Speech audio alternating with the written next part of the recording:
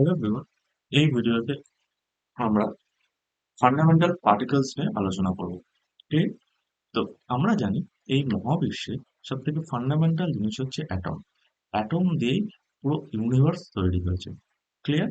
ঠিক, এই একটা অ্যাটম তৈরি হয় আবার কিছু ফান্ডামেন্টাল পার্টিকেলস দিয়ে, যাদেরকে আমরা ইলেকট্রন, প্রোটন এবং নিউট্রন বলছি। আমরা জানি পরমাণুর কেন্দ্রকে বা অ্যাটমের কেন্দ্রকে যেটা থাকে, কেন্দ্রে বা সেন্টারে যেটা থাকে সেটাকে আমরা নিউক্লিয়াস বলি, যেখানে প্রোটন এবং নিউট্রন দিয়ে তৈরি হয় এবং বাইরে একটা ইলেকট্রন ক্লাউড থাকে যেখানে ইলেকট্রন ঘুরে বেড়ায়। ঠিক আছে? এবং এই প্রোটন, নিউট্রন এবং ইলেকট্রন কে আমরা ফান্ডামেন্টাল পার্টিকেল বলি, যেখানে প্রোটনকে ধনাত্মক আধান বা পজিটিভ চার্জ এবং ইলেকট্রনকে নেগেটিভলি চার্জ এবং নিউট্রনের চার্জ ক্লিয়ার?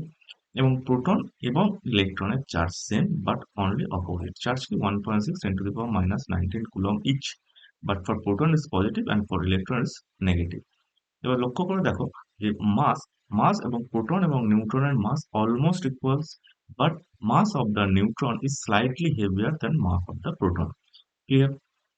এবং ইলেকট্রনের মাস দেখো প্রোটন এবং নিউট্রনের মাসের থেকে অনেকটাই ছোট, এবং এটা বলা যায় যে mass of the electron is very very less than mass of proton or mass of neutron, এবং mass of the electron is 1000 times smaller than the mass of the proton এবং mass of the neutron। ঠিক আছে, এর ভরের থেকে প্রায় 1000 গুণ কম। খুবই ছোট একটা পার্টিকেল হচ্ছে ইলেকট্রন। ক্লিয়ার?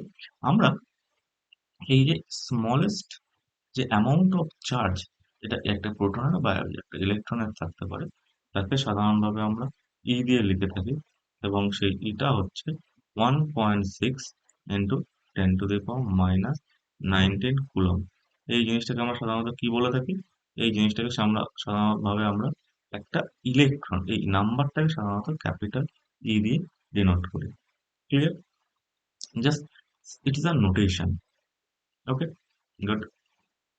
এরপরে আমরা আসবো what is quantisation of charge. Quantisation of charge কি বলে? আমরা জানি একটা স্মলেস্ট চার্জ যেটা হতে পারে সেটা হচ্ছে 1.6 into 10 to the power minus 19। এর থেকে ছোট চার্জ আর হতে পারে না। দ্যাট মিনস এই একটা এই ইটা এক্সিস্ট করে, ই বাই টু, যেটা half of the charge, this doesn't exist. That is quantisation of charge. Quantisation of charge means একটা ইলেকট্রনিক চার্জ ই, এর থেকে ছোট কোনো চার্জ বা আধান তোমার কাছে থাকতে পারে না।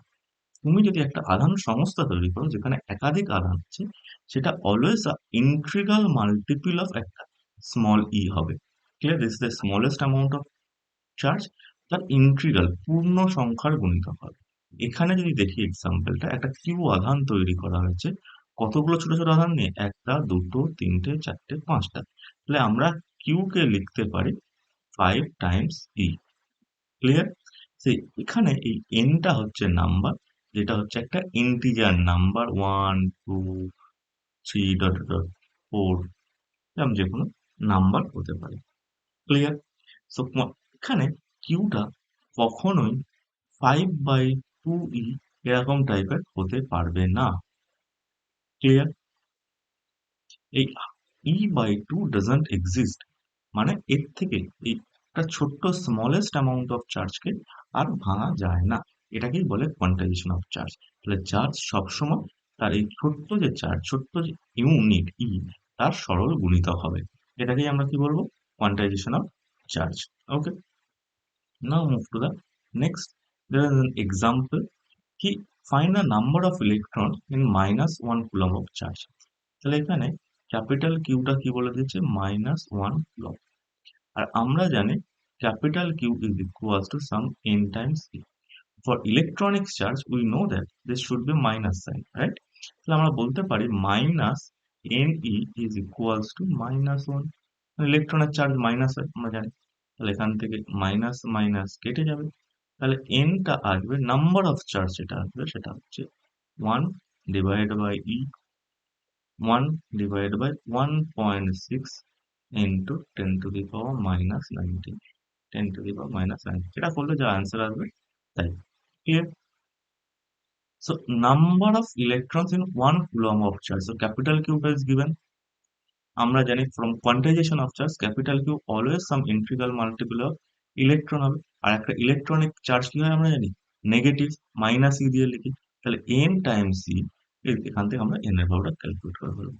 ঠিক আছে, এই ভ্যালুটা ক্যালকুলেট করলে যেটা অ্যান্সার আসবে, তত নাম্বার অফ ইলেকট্রন লাগবে বা স্মলেস্ট ইউনিট লাগবে এক কুলম্ব চার্জ, মাইনাস এক কুলম্ব চার্জ তৈরি করতে। ক্লিয়ার? এবার আসবে ওয়ার্ক স্ট্রাকচার অফ প্রোটন এবং নিউট্রন। এখন জানা গেছে প্রোটন এবং নিউট্রন উভয়কেই ভাঙা যায়, এবং প্রোটন এবং নিউট্রনকে ভাঙলে তার ভেতরে এরকম ক্ষুদ্র ক্ষুদ্র তিনটে পার্টিকেল পাওয়া যায়। এই পার্টিকেলগুলোকে বলে quark. U stand for up quark এবং D stand for down quark.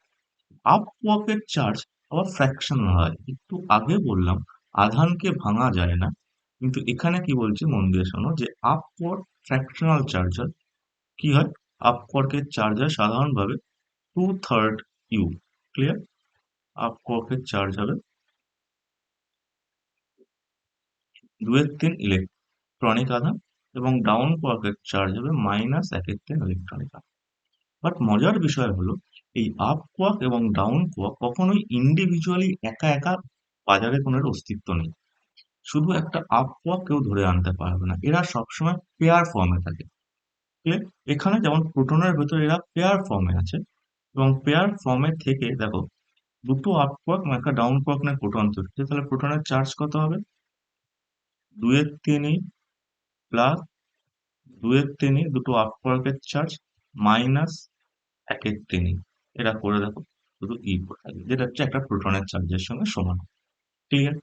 ঠিক তেমনই যদি একটা নিউট্রনের চার্জ আমরা ক্যালকুলেট করি, নিউট্রন একটা আপ কোয়ার্ক দুটো ডাউন কোয়ার্ক দিয়ে তৈরি হয়। তাহলে 2/3 মাইনাস 1/3 মাইনাস 1/3, এটা করলে কত চলে আসবে? Neutron is a neutral particle. কি বললাম, বোঝা গেল? ইম্পর্টেন্ট জিনিস, আপ কোয়ার্ক এবং down quark both are having fractional charge. Importantly, তারা কখনোই একা একা থাকতে পারে না, they always comes in pair. Clear? তাহলে আমরা এর আগে যেটা কোয়ান্টাইজেশন অফ চার্জ বলছিলাম, যে চার্জকে ভাঙা যায় না, এটা ঠিক, চার্জকে সত্যি ভাঙা যায় না। তার কারণ কি, এখানে এখানে আবার কি উল্টো জিনিস হচ্ছে, যে চার্জকে ভাঙা যাচ্ছে, কিন্তু এরা বাস্তবে একা একা থাকতে পারে না। তো তারা ওই লটাকে ব্রেক করছে না। একটা আপ কোয়ার্কের কোনো এক্সিস্টেন্স নেই, তো আমরা বলি যে চার্জকে ভাঙা যায় না। আমরা চার্জকে ভাঙা কোনো পার্টিকেল কিন্তু বাজারে আমাকে ধরে এনে দেখাতে পারবে না। ক্লিয়ার? সো আমরা যদি প্রোটনকে আরো ভালো করে অবজার্ভ করি, তো দেখা যায় প্রোটন আরো তিনটে জিনিস নিয়ে তৈরি, যে তিনটে জিনিস যে ফ্র্যাকশনাল চার্জ ক্যারি করে। তারা একা একা থাকতে পারে না, তারা as a whole proton form করে থাকে বা as a whole neutron form করে থাকে। ক্লিয়ার? এবার যেটা আমি বলছিলাম, quarks are fundamental particle but always কি কনফাইন্ড অবস্থায় থাকে। কারণ ইলেকট্রন ফান্ডামেন্টাল পার্টিকেল, এর চার্জ হচ্ছে ই এর সঙ্গে সমান, তাই কন্টারজেশন অফ চার্জকে মেনে চলে। বাট কোয়ার্ক কি, কোয়ার্ক একা কখনোই থাকতে পারে না। শুধু একটা আপ কোয়ার্ক তুমি বাজারে পাবে না, একটা ডাউন কোয়ার্ক বাজারে পাওয়া যাবে না। তাহলে এরা প্রোটন এবং নিউট্রন ফর্মে তিনটে বা চারটে একাধিক এই অবস্থায় থাকতে পারে। আইসোলেটেড কোয়ার্ক তুমি কখনোই পাবে না। তো তার মানে এরা চার্জ কনজারভেশনকে বা চার্জ কোয়ান্টাইজেশনকে ভায়োলেট করছে না। Clear? Quarks are fundamental particle, but এরা কি করে, কোথায় থাকে? এরা ইনসাইড সাম হ্যাড্রনস এ থাকে। এই প্রোটনস এবং নিউট্রন এবং আরো বিভিন্ন পার্টিকেলস আছে পার্টিকেল ফিজিক্সে, যাদেরকে হ্যাড্রনস বলা হয়। তা এই হ্যাড্রনস এর ভেতর বিভিন্ন কোয়ার্ক স্ট্রাকচার আমরা পরবর্তীকালে পড়ব। তো বেসিক্যালি আমরা জানি বিভিন্ন পার্টিকেলকে ভাঙাও যায়, এখন ভাঙা গেছে, এবং প্রোটন এবং নিউট্রনসকেও ভাঙা গেছে। প্রোটনস এবং নিউট্রন সাধারণত কোয়ার্কস দিয়ে তৈরি হয়। কোয়ার্কস ফ্র্যাকশনাল চার্জ ক্যারি করে, কিন্তু একা একা কোয়ার্ক কখনোই থাকতে পারে না। তাই এই চার্জ কনজারভেশনকে বা চার্জ কোয়ান্টাইজেশনকে ভায়োলেট করছে না। চার্জ কোয়ান্টাইজেশন বলছে একটা ইলেকট্রনিক চার্জ ই কে ভাঙা যায় না। যদিও আমরা দেখছি আপ কোয়ার্ক এবং ডাউন কোয়ার্কে চার্জকে ভাঙা যাচ্ছে, বাট তারা একা একা এক্সিস্ট করছে না।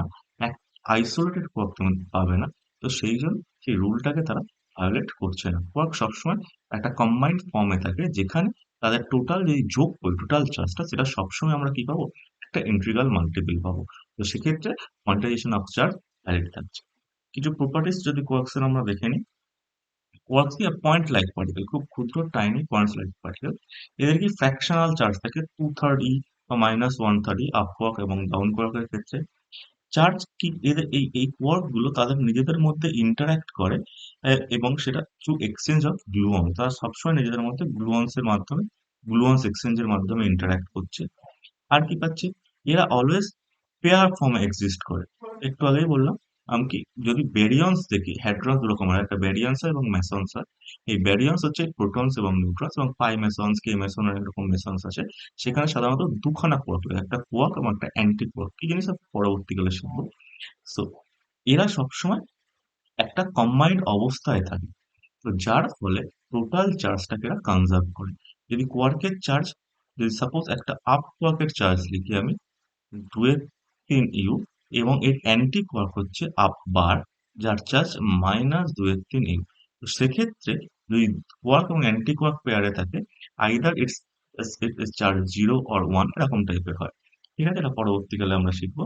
বাট আমরা কি শিখলাম, কোয়ার্কের ফ্র্যাকশনাল চার্জ থাকে, বারবার বলছি, কোয়ার্কস আর হ্যাভিং ফ্র্যাকশনাল চার্জেস, কিন্তু এরা আইসোলেট অবস্থায় থাকতে পারে না, এরা সবসময় একটা কম্বাইন্ড অবস্থায় থাকে। যার ফলে তার টোটাল চার্জ কি হয়, সবসময় একটা ইন্টিগ্রাল মাল্টিপল অফ আবার স্মলেস্ট অ্যামাউন্ট ইলেকট্রন হয়, এবং সেখানে কোয়ান্টাইজেশন অফ চার্জের যে ডেফিনেশন, সেটাকে এরা ভায়োলেট করছে না। ক্লিয়ার?